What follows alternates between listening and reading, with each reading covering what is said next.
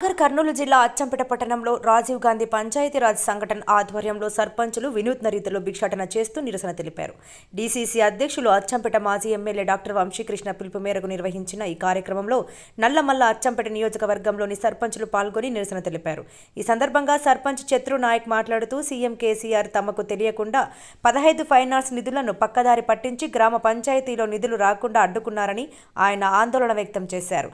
దేశాభివృద్ధికి గ్రామ సీమలే పట్టుగుమ్మ కాంగ్రెస్ పార్టీ హయాంలో అనేక పథకాలను ప్రవేశపెట్టి గ్రామ పంచాయతీలను పటిష్టం చేస్తే కేసీఆర్ ప్రభుత్వం నిర్వీర్యం చేస్తోందని, ఇప్పటికే గ్రామ పంచాయతీలకు రావాల్సిన నిధులు వివిధ రకాల బిల్లులు రాకపోవడంతో 64 మంది సర్పంచులు మృత్యువాత పడ్డారని, దీంతో అభివృద్ధి కొంటుపడిపోయిందని అన్నారు.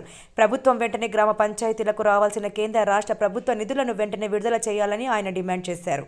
లేని ఎడల రాష్ట్ర వ్యాప్తంగా ఆందోళన కార్యక్రమాలను చేపడతామని హెచ్చరించారు.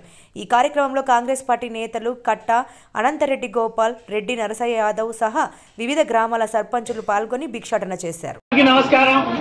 మేమందరము అచ్చంపేట తాలూకాలో ఉన్న కాంగ్రెస్ పార్టీ సర్పంచులము.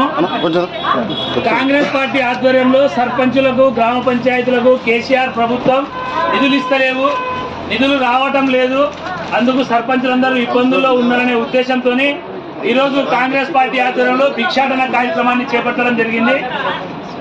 ఎన్నో నిధులు కేంద్ర ప్రభుత్వం నుంచి వచ్చిన నిధులను కూడా రాత్రికి రాత్రే కేసీఆర్ గారు డైవర్ట్ చేసి మా ఖాతాల నుంచి దొంగతనం చేసిండు, సర్పంచులను అప్పుల పాలు చేసిండనే ఉద్దేశంతో ప్రజలందరికీ తెలవాలి అని చెప్పి ఈ కార్యక్రమాన్ని చేపట్టడం జరిగింది.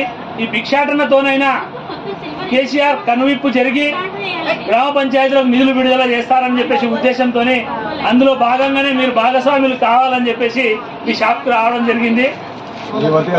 మీ వంతుగా మీరు సాయం చేసి ఆపదలో ఉన్న సర్పంచులను ఆదుకోవాలి. ఈ నిధులు మీరు ఇచ్చేటివి గ్రామ పంచాయతీ సఫాయి చేసే వర్కర్లకు ఇవ్వడానికి పనికొస్తాయని చెప్పేసి ఆశిస్తూ ఇక్కడికి రావడం జరిగింది.